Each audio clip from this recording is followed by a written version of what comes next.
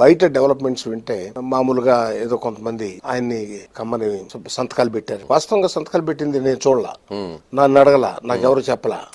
కానీ చాలా మంది సంతకాలు పెట్టామని తర్వాత తెలిసింది.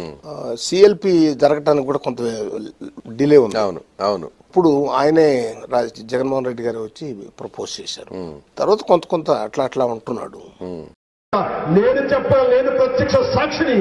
నా దగ్గరికి వచ్చారు కొంతమంది, రండి ఆయన కోరుకుంటారు, ఆయన నిలబడతాం, ఆయన అనే విధాలుగా మనం ఆ సీట్లో నిలబెట్టాలి అంటూ ఎంత తొందరపడ్డారంటే, ఒక పక్క నుంచి ఎవరైతే మరణించారో, ఎవరైతే కనుక గతించారో అలాంటి వారి ఆ నాయకుడి యొక్క పార్థివ శరీరం ఇంకా ఇంటికి రాక మునిపే వెంటనే అంటే ఇది సమయం కాదు, ఇది సబబు కాదు, ఇది మంచి పని కాదు, మంచి సాంప్రదాయం కాదంటూ వాళ్ళందరికీ నచ్చ చెప్పి పంపించిన మాట వాస్తవం. దీనికి సాక్ష్యాలు అక్కడ నేనే నీళ్ళతో సాక్ష్యం చెప్తున్నాను. ఇది ఎవరు కాదలేదు సత్యం. ఇది ఎక్కడైనా సరే తండ్రి చచ్చిపోతే ఎవరిని ఓదారుస్తారు?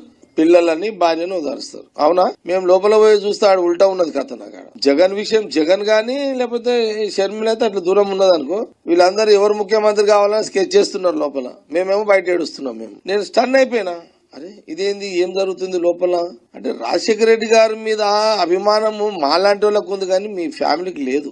రాజశేఖర రెడ్డి గారు అంటే ఎంత అభిమానం ఉన్న మీరు, ఆయన మరణం తర్వాత వైఎస్ జగన్మోహన్ రెడ్డి గారు సీఎం కావాలని అందరూ సంతకాలు పెట్టిన తర్వాత అది 9వ పేరు 8వ పేరు నా సంతకం.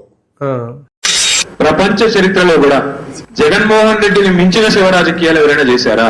రాజశేఖర రెడ్డి గారు ముఖ్యమంత్రి పదవిలో ఉండగా చనిపోతే, రాజశేఖర రెడ్డి గారి హెలికాప్టర్ తప్పిపోయిందని సమాచారం వస్తే, మొత్తం కాంగ్రెస్ పార్టీలో, ఆనాడు కాంగ్రెస్ పార్టీలో ఉన్న నాయకులందరూ చెట్టుకొకడు పుట్టకొకడు ఎక్కడ పోయిందా హెలికాప్టర్ అని వెతుకుతా ఉంటే, కనీసం ఇంట్లోంచి అడుగు పెట్టకుండా జగన్మోహన్ రెడ్డి గారు తండ్రి చనిపోయిన మరుక్షణమే శవం ఇంట్లో పెట్టుకునే సంతకాల సేకరణ చేయలేదా?